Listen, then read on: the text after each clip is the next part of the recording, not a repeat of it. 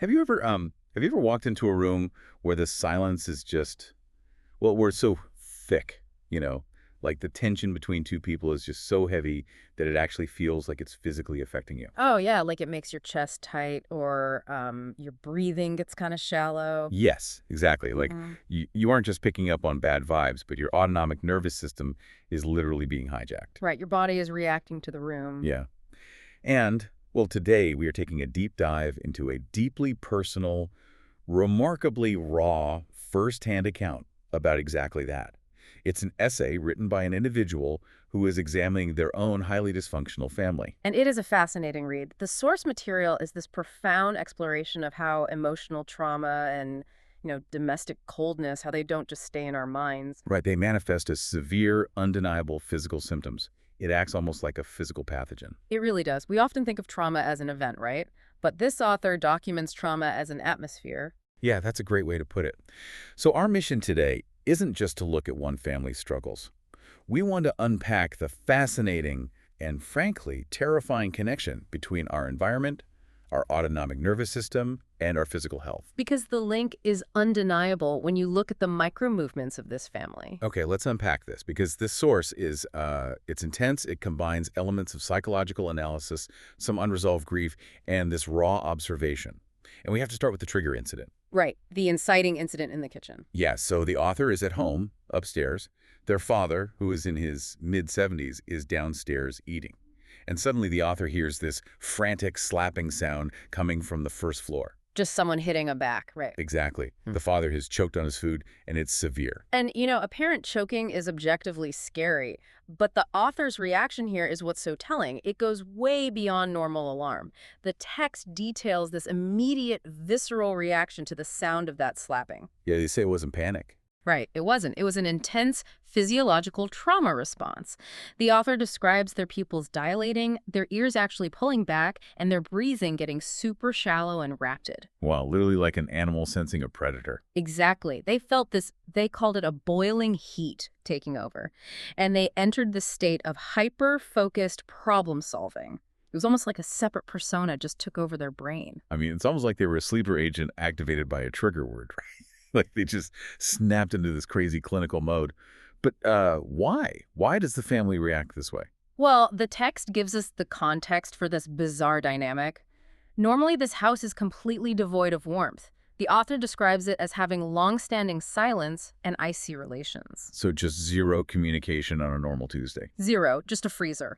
But the moment a crisis hits, suddenly they operate like an elite medical team. Wait, really? Like they actually work together? Yeah, the author literally uses the term special forces. There's no panic, there's no emotional breakdown.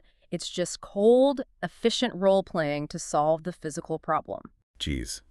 I mean, I want you, the listener, to just imagine living in a state where the only time you experience any unity with your family is when someone is on the brink of death. It's incredibly messed up. The only time the silence breaks is for a medical emergency. But so does this apply to everyone? Because the narrative moves to this chain reaction shortly after.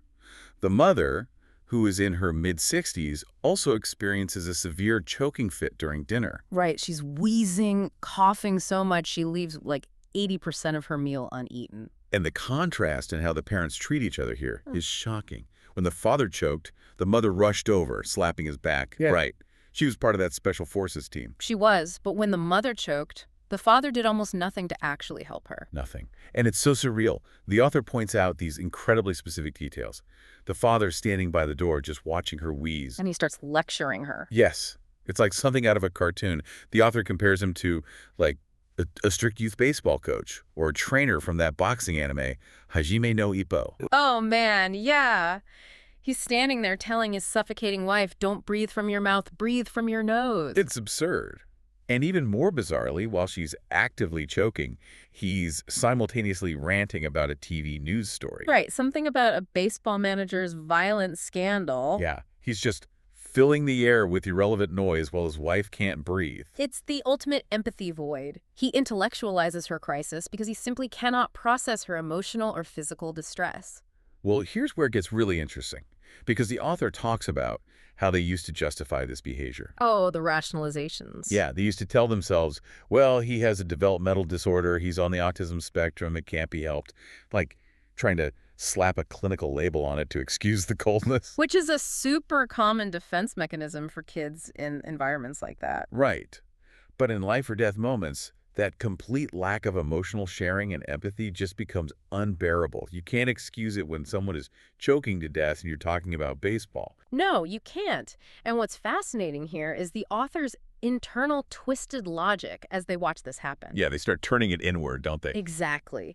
Instead of just being mad at the dad, the author starts wondering if their own urge to jump in and save the choking mother is actually just a selfish dependency trait. Wait, they think wanting to save their mom is selfish. Yeah. They wonder if their desperate need to help is really just a way to soothe their own anxiety about the situation. They even question if they should just ignore the mother, exactly like the father did. Wow, that is such a dark place for a mind to go, to question your own basic human compassion. It just shows how deep the psychological toll goes. When the people modeling behavior for you are that broken, you start thinking your own empathy is the defect. But this brings up the most crucial question. We know the author has that boiling, intense physical response to choking sounds. But why? Where does that trauma actually come from? And this is where the text gets incredibly tragic. It stems from the history of the younger brother. Right, the brother. Yeah. The younger brother suffered from severe medical emergencies for years, basically from age 13 to 22. Before he passed away at age 20, well, in his early 20s. Right. And a lot of those emergencies involve cyanosis, which is when you turn blue from a lack of oxygen, plus high fevers and chronic vomiting. So the author grew up watching their brother turn blue and literally stop breathing. Yeah. But the father's reaction to this is the part that just blew my mind. The unseen world reaction. Yeah. When the younger brother was turning blue and dying, the father wouldn't help. He would sit on the floor, cross-legged, close his eyes, and do Zen meditation. Just retreating entirely from reality. And he claimed it was a message from the unseen world.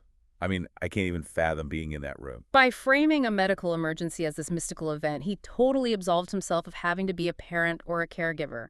It's devastating. Okay, but I have to push back a little here just to play devil's advocate.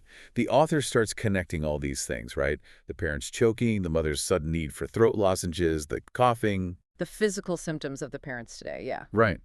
But aren't these just coincidences? I mean, they are aging, the dad is in his 70s, muscle weakness, temperature changes.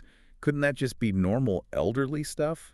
You'd think so, but the author introduces this concept directly from the source material called family systems theory. Okay, what is that? So family systems theory views the family not as a group of individuals, but as a single, interconnected emotional unit. Like an electrical grid. Exactly. And the author theorizes that the family's deep discord and icy tension actively disrupts the autonomic nervous system of everyone in the house. So the tension is literally making them sick. Yes. Being in a constant state of low-grade fight or flight keeps cortisol elevated. Over time, that lowers immunity and causes chronic muscle tension, which absolutely leads to physical symptoms like swallowing disorders. Wow. So the hostility is literally causing the parents' throats to close up. That's the theory. And it applies most tragically to the deceased brother. Because he was the most vulnerable. Right. The parents assumed the brother couldn't understand them because he had developmental issues and couldn't speak well. They just treated him like he wasn't even there. Completely. They would talk openly in front of him about massive company finances, money troubles, and even casually say things like, "I want to die." Oh my God, right in front of him. Yeah. And the author realizes that the brother was highly sensitive. He was absorbing all of this toxic stress under family systems theory, his cyanosis, his fevers. They weren't just random medical events. They were a systemic physical reaction to the psychological poison in the room. His body was it was taking on the weight of the parents' stress. Exactly. The parents pumped anxiety into the system, and the brother absorbed it until his body couldn't take it anymore. So what does this all mean for the author now? Like, how do you handle these aging, suffering parents when you truly believe their physical pain is the result of the environment that killed your brother?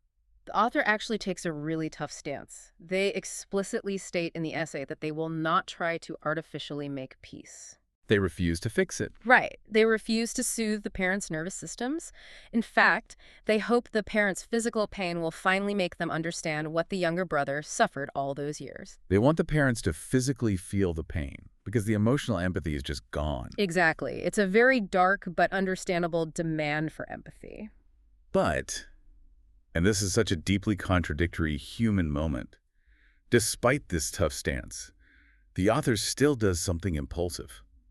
Right after the father's choking incident, the author goes up to their room, gets online, and buys a Dr. Air massage roller for the father's sciatica. Yeah, the impulse to help is still so deeply ingrained. And what's crazy is the financial negotiation happening in their head. Oh, the 300,000 yen massage chair. Yeah. Originally, they were going to buy this massive 300,000 yen chair, which is huge. It's a ton of money to spend on someone you claim you want to experience physical pain, right? Exactly. But then the constant irrational behavior of the family makes them hit the brakes.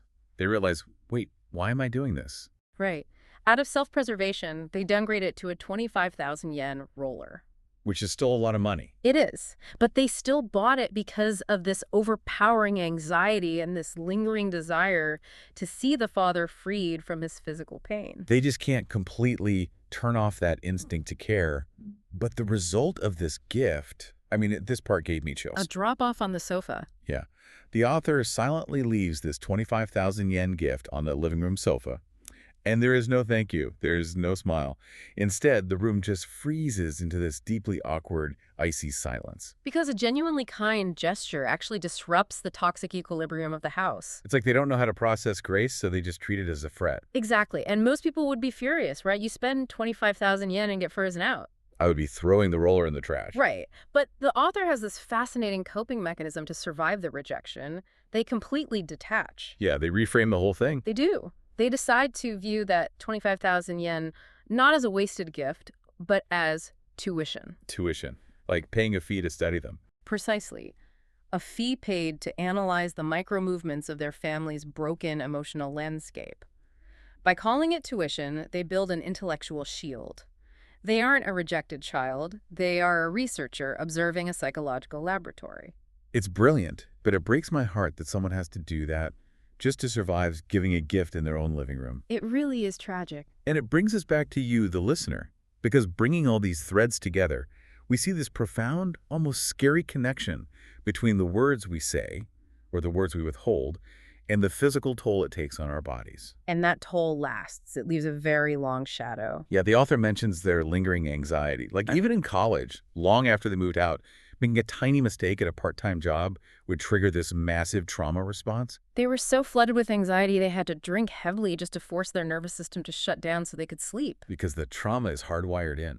It is. Which leaves us with this final thought to really mull over. You know, we constantly monitor our physical health. Right. Diets, exercise, tracking our steps. Exactly. We do all of that to protect our bodies.